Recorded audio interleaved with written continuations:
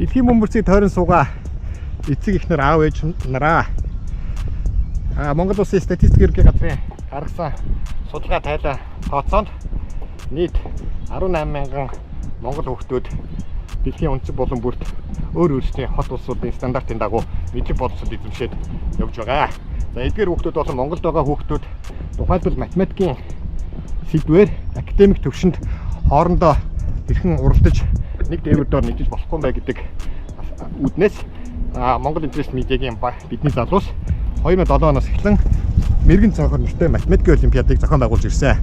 За 2021 оны дэлхийн аль ч улсаас компьютероор онлайнаар оролцох боломжтой дэлхийн монгол хүүхдүүдийн математик боловсролыг өдөөж одоо боловсрол сонирхолтой болох зүгээс Монгол Интернэшнл медиагийн хамт олон Чикаго хот төвтэйгээр математикийн олимпиад зохион байгуулалт бэлэн болсон тул та Монгол Интернэшнл media.com захин маягаар яг одоо орж хүүхдүүдэд бүртгүүлээрэй. 2020 оны Монгол Улсын статистикийн ерөнхий газрын гаргасан тайлан тооцоонд нийт 120 мянган монгол аав ээжүүд дэлхийд тойроод 6-аас дээш сараар хэлийн чандад ажиллаж амьдарч байгаа юм байна. Энэ эцэг эхүүд бүгдээрээ хүүхдүүдээ энэ дэмжлэнд оруулаарай.